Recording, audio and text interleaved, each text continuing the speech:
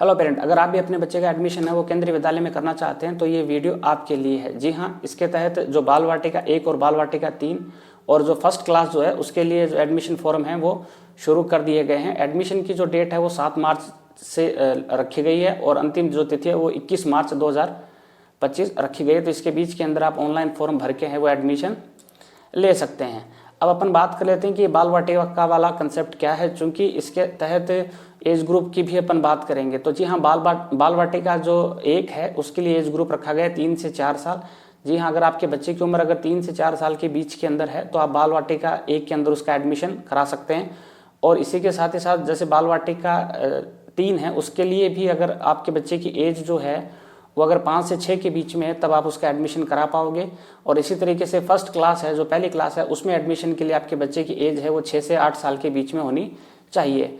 बच्चे की जो एज है वो 31 मार्च 2025 को मानकर है वो काउंट की जाएगी कि आपके बच्चे की एज कितनी है। अगर आप ये क्राइटेरिया फिल कर रहे हैं तो आप अपने बच्चे का फॉर्म है वो केवी के लिए ऑनलाइन भर सकते हैं। ध्यान रखें, ये 3 ही क्लास है जिनके लिए ऑनलाइन फॉर्म है वो भरे जाएंगे, बाल वाटिका 1, बाल वाटिका 3 और फिर फर्स्ट क्लास। इसके अलावा जितनी भी क्लासेज हैं उनके लिए वही प्रोसीजर ऑफलाइन वाला चलेगा। अब इसमें एक बात आती है कि क्या इसमें आरटी के तहत भी एडमिशन मिलेंगे क्या? जी हाँ, आरटी के लिए अलग से केंद्रीय विद्यालय के अंदर कोई फॉर्म नहीं निकलते हैं। इन्हीं फॉर्मों के आगे का जो प्रोसेस रहता है उसमें आरटी के तहत इनको एडमिशन दे दिया जाता है।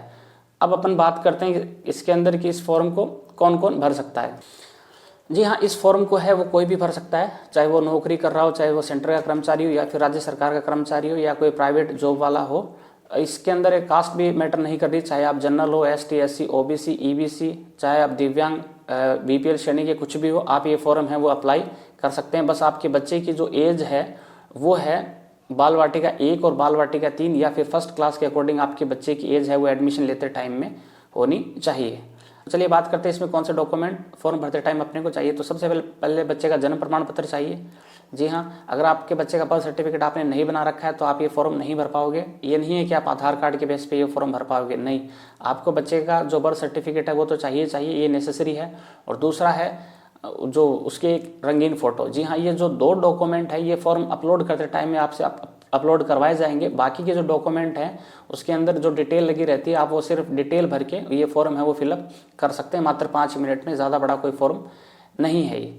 तो अपन बात कर लेते हैं कि जो पीडीएफ फॉर्मेट के अंदर ये जो चाहिए जन्म प्रमाण पत्र, उसकी जो साइज़ है वो 256 KB रहेगी। फोटो की साइज़ भी है वो 256 KB से अपने को कम चाहिए, वो जेपीजी फॉर्मेट के अंदर चाहिए। इसके साथ ही साथ अगर मान लो आप एसटी एससी से हैं तो आपका जो कास्ट सर्टिफिकेट है वो चाहिए। ईडब्ल्यूएस वाला है तो उसका भी खुद का सर्टिफिकेट होना चाहिए। अब इसमें बात करते हैं, कोई बीपीएल जो है राशन कार्ड है वो भी इसके अंदर अपना लगा सकता है, लेकिन उसकी डिटेल भी आपको, उसका राशन कार्ड की डिटेल है वो फॉर्म भरते टाइम में आपको भरनी पड़ेगी। इसी तरह का मान लो कोई दिव्यांग अभ्यर्थी है तो उसके जो दिव्यांग सर्टिफिकेट वाली है वो भी आपको भरना पड़ेगा। ईडब्ल्यूएस वालों के लिए जारी करने वाली संस्था, दिनांक, ये सब डिटेल्स हैं आपको भरनी पड़ेंगी। ध्यान रखिए ये सर्टिफिकेट आपके पास होनी चाहिए, उसमें जारी करने की तिथि है वो इन सभी डॉक्यूमेंट के अंदर होनी चाहिए। ये नहीं आपने आजकल में अप्लाई किया और आपने कोई आईडी लेके, ट्रांजैक्शन नंबर लेके ये फॉर्म भर दिया, नहीं चलेगा ऐसा वाला फॉर्म। इसीलिए आपके पास कंप्लीट जारी करने वाली जो डॉक्यूमेंट वाली तिथि है वो होनी चाहिए और उस संस्था का नाम भी होना चाहिए उस पर जिसने ये डॉक्यूमेंट जारी किए हैं। इसके साथ ही साथ मान लो कोई सरकारी एम्प्लॉय है वो अपने बच्चे का फॉर्म भरना चाह रहा है तो वो अपनी जो गवर्नमेंट जो आईडी है वो लगाएगा इसके साथ ही। और इसके साथ ही साथ जो मान लो 7 साल के अंदर उसके जितने भी ट्रांसफ़र हुए हैं वो ट्रांसफ़र करने वाली संस्था और आपने कहाँ से ट्रांसफ़र हुए थे और कहाँ को आपने ज्वाइन किया था, ये सारी डिटेल्स भी आपको भरनी पड़ेंगी। ये जो एक्स्ट्रा जो 2 डिटेल हैं वो सरकारी कर्मचारियों के लिए हैं, बाकी की जो डिटेल्स हैं वो सभी के लिए हैं जो कि मान लो प्राइवेट वाला कोई है वो अपने बच्चे का फॉर्म भरना चाह रहा है तो ऊपर वाली जो सभी डिटेल्स हैं वो उन सब के लिए लागू रहे। तो चलिए जानते हैं इसके अकॉर्डिंग अपन फॉर्म कैसे अप्लाई करेंगे। जी हाँ, इसके लिए मैंने वीडियो के नीचे 2 लिंक दिए हैं। पहला जो लिंक है वो क्लास फर्स्ट के लिए है, दूसरा जो लिंक है वो बाल वाटिका 1 और 3 के लिए दिया गया है। आप इसमें से किसी भी लिंक पे क्लिक करके आप वेबसाइट पे जाओगे तो कुछ इस प्रकार का इंटरफेस आपको नजर आएगा। तो सबसे पहले आपको जाके इस पर रजिस्ट्रेशन करना होगा। रजिस्ट्रेशन करने के बाद में आपको एक लॉगिन जो कोड है वो मिलेगा। उस लॉगिन कोड को मिलने के बाद के अंदर है आप दूसरे स्टेप के अंदर इसी वेबसाइट पे आपको ऊपर किनारे पे दिखाई देगा लॉगिन। आप उस लॉगिन पे क्लिक करके आप बाकी की जो डिटेल्स हैं वो फिल कर पाएंगे। ध्यान रखिए आपका जो लॉगिन कोड है वो आपके पास सेव रहना चाहिए, उसी से ये फॉर्म है वो आगे फिर लॉगिन आप कर पाओगे। अब बात कर लेते हैं, जब भी आप डिटेल जो फॉर्म भरोगे उसमें आप देखोगे कि आगे जाके कि आप 1 से ज़्यादा केवी के अंदर हैं वो फॉर्म भर सकते हैं। जी हाँ, अगर आपके सिटी के अंदर मान लो 1 से ज़्यादा केवी हैं तब आप फॉर्म है वो अलग अलग केवी के अंदर भी लगा सकते हैं। लेकिन याद रखिए इसमें एक महत्वपूर्ण ज़रूरी बात यह है कि आप जहाँ रह रहे हो, आपका जो एड्रेस है उससे उस केवी की जो दूरी है वो 5 किलोमीटर के अंदर ही हो। जी हाँ, ये सबसे महत्वपूर्ण इस वीडियो का पॉइंट है कि आप जिस भी केवी के अंदर एडमिशन कराना चाह रहे हैं बच्चे का, आपका जो रेजिडेंस है उसका जो एड्रेस है और उस केवी की जो दूरी है वो बाई रोड है वो 5 किलोमीटर तक ही होनी चाहिए या उससे कम रहनी चाहिए। इससे अगर ज़्यादा अगर आपकी वो दूरी है केवी की तब आप ये फॉर्म भर ही नहीं पाओगे। ठीक है। अब इसके साथ ही साथ मैं ये नहीं कह रहा कि आप 1 केवी के अंदर 1 से ज़्यादा फॉर्म भर दो, नहीं। अगर आपने 1 से ज़्यादा फॉर्म भरे तब आपके सारे फॉर्म हैं वो डिक्लाइन कर जाएंगे, वो रद्द कर दिए जाएंगे वो फॉर्म। मैं ये कह रहा हूँ कि जैसे मान लो एक सिटी के अंदर 3 केवी हैं और आपकी जो 2 केवी हैं ऐसे हैं जिनमें 5-5 किलोमीटर के आसपास आपके घर के नज़दीक ही रह रहे हैं, तब आप ये फॉर्म भर सकते हो। अदरवाइज ये उनके लिए ऑप्शन है जो कि सरकारी कर्मचारी हैं, जिसके तहत माता पिता अलग अलग जो स्टेट हैं उनके अंदर पोस्टिंग कर रखी हैं, तब वो अपने अलग स्टेट के अंदर बच्चे का फॉर्म है, मान लो एक पेरेंट है वो दिल्ली रह रहा है, दूसरा उत्तराखंड रह रहा है, तो वो अलग अलग प्रकार के जो 2 केवी है उनके अंदर फॉर्म भर सकता है। पर वो याद रखें एड्रेस प्रूफ के रूप में अगर आप उत्तराखंड में रह रहे हो तो उत्तराखंड के वाला ही एड्रेस प्रूफ आपका लगेगा। अगर आप दिल्ली के स्कूल को सिलेक्ट कर रहे हो तो दिल्ली वाला ही लगेगा। जी हाँ, इसके तहत एड्रेस प्रूफ के रूप में क्या रहेगी, मैंने यहाँ लिस्ट लगा दी है। ये सभी डॉक्यूमेंट आप एड्रेस प्रूफ के रूप के अंदर भी लगा सकते हैं। अब अपन बात करते हैं कि इस फॉर्म को जब अपन भरने बैठेंगे तब आपको ये रहेगी, सबसे पहले अगर आप बच्चे की डिटेल फिल करोगे तो उसके बाद में आपको वो जो सारी डिटेल है वो पहले आपको सेव करनी पड़ेगी, उसके बाद ही आप नेक्स्ट करना।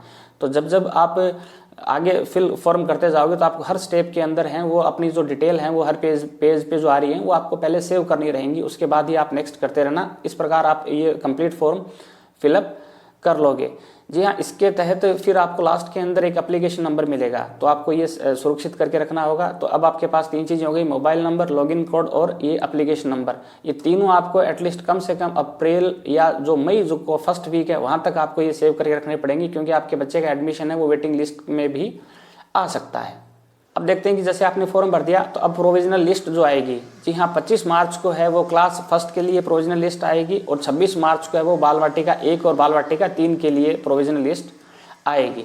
इसी प्रकार से अगर इसमें आपका बच्चे का एडमिशन नहीं आता तो दूसरी जो प्रोविजनल लिस्ट है वो 2 अप्रैल को आएगी और इसके बाद तीसरी प्रोविजनल लिस्ट है वो 7 अप्रैल को आएगी। तो आपको 7 अप्रैल तक वेट करना रहेगा। इसके बाद भी अगर मान लो आपके बच्चे का एडमिशन नहीं होता है तो 8 अप्रैल से 14 अप्रैल तक आपको उस जो स्कूल है उसके अंदर ऑफलाइन फॉर्म भरना होगा। अगर वहाँ पे सीट खाली रहेगी तो 8 से 14 अप्रैल के बीच के अंदर आप फॉर्म भर के आप अपने बच्चे का एडमिशन है वो करा सकते हैं। ये पूरा प्रोसीजर है वो ऑफलाइन मोड में ही रहेगा।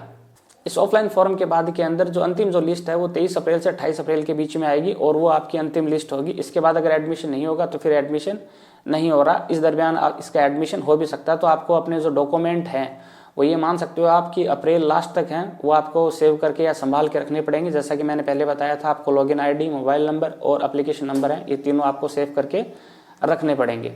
अब बात कर लेते हैं कि मान लो आपके बच्चे का एडमिशन हो गया तो अब स्कूल के अंदर आप कौन से डॉक्यूमेंट लेके जाओगे। तो यहाँ मैंने लिस्ट लगा दी है, ये सभी डॉक्यूमेंट हैं वो आपको लेके जाने रहेंगे। इससे पहले भी मैंने डॉक्यूमेंट बताए थे। उसके अलावा जो है इसके अंदर ज़्यादा से ज़्यादा एक आधार कार्ड है उसको जोड़ा गया है, क्योंकि उससे बच्चे की अपार आईडी जनरेट होगी तो बच्चा और उसके माता पिता का जो आधार कार्ड है वही लगेगा। बाकी के अगर कोई डॉक्यूमेंट है आप इनमें देख सकते हो, ये सभी डॉक्यूमेंट आपको ऑफलाइन है वो मूल रूप से मूल प्रति है वो इनकी लेके जानी पड़ेगी जब आपके बच्चे का एडमिशन है वो स्कूल में हो जाएगा। इसके अंदर ज़रूरी चीज़ ये है कि जो एज रिलैक्सेशन है, जैसे कि मैंने पहले बताया था कि 3 से 4 साल के बीच में होना चाहिए, 5 से 6 के बीच में होना चाहिए और 6 से 8 के बीच में आपके बच्चे की एज होनी चाहिए। उसके अंदर जो दिव्यांग बच्चा है उसको 2 साल की इसमें छूट मिलेगी। और ये शायद मैंने पहले भी बता दिया इसी वीडियो में कि आपके जो फॉर्म हैं ये RTE वाले जो फॉर्म हैं ये भी इसी के साथ ही भरे जा रहे हैं। तो आप एक ही फॉर्म के अंदर हैं ये सभी चीज़ें भरी जाएंगी। तो आप अगर RTE में भी एडमिशन लेना चाहते हैं तब भी आपको यही फॉर्म भरना, और अगर आप नहीं लेना चाहते वैसे KV के अंदर नॉर्मल एडमिशन लेना चाह रहे हैं तब भी आपको यही फॉर्म भरना पड़ेगा। अब अपन बात कर लेते हैं इसके अंदर जो सरकारी जो कर्मचारी जो लोग हैं उनके लिए थोड़ा सा एक अलग रहेगा कॉलम इसमें। इसके अंदर उनको अपनी कैटेगरी सेलेक्ट करनी पड़ेगी।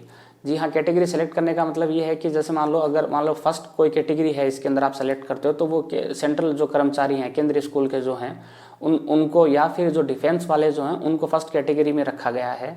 और दूसरा मान लो कोई FCI में लगा हुआ है या बैंक में लगा हुआ है या कोई LIC में लगा हुआ है तो वो कैटेगरी सेकंड है, वो चुनेंगे। ये सेंट्रल की ऑटोनॉमस बॉडी होती हैं।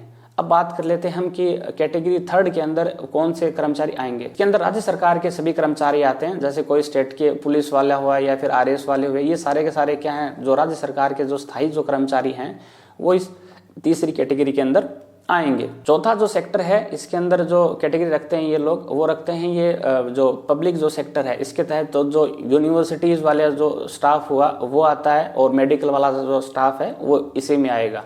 और उसके बाद के अंदर जो पांचवी जो कैटेगरी है वो रहती है प्राइवेट सेक्टर वालों की, जो कोई अपना प्राइवेट कोई जॉब करता है। इस प्रकार जो कर्मचारी जो हैं वो अपनी कैटेगरी ठीक ढंग से फिल करें। अगर आपने यहाँ गलत कर दिया और उसके बाद में अपने मूल डॉक्यूमेंट वहाँ कुछ और लगा दिए तो बच्चे का फॉर्म है वो रिजेक्ट हो जाएगा।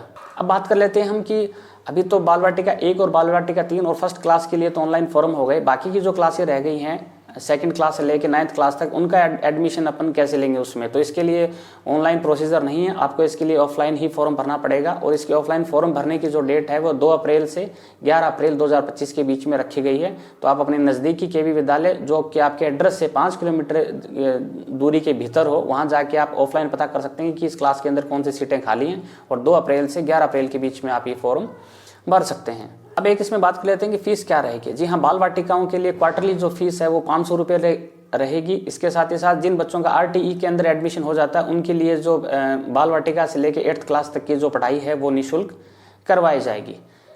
आप अभी थोड़ी देर पहले यहाँ पे वीडियो में कुछ स्क्रीनशॉट देख रहे थे, कुछ PDF फाइलें देख रहे थे। इसके अंदर KV के दिशा निर्देश थे कि आप फॉर्म को किस प्रकार भर सकते हो। और ये जितनी भी डिटेल्स मैंने वीडियो में बोली हैं वो सारी की सारी हैं वो PDF फॉर्मेट के रूप में है। तो ये जो दिशा निर्देश हैं ये आपको इसी वीडियो के नीचे टेलीग्राम चैनल का लिंक मिलेगा, आप उसको ज्वाइन करके वो जो दिशा निर्देश हैं उसको डाउनलोड करके पढ़ के उसके बाद में भी आप ये फॉर्म भर सकते हो। और अगर आपका कोई सवाल रह गया है तो आप नीचे कमेंट सेक्शन खाली है, आप कोई भी सवाल है वो मुझसे पूछ सकते हैं। वीडियो अगर आपको अच्छा लगे तो लाइक करें, चैनल पर पहली बार आए तो चैनल को सब्सक्राइब करें। Thank you.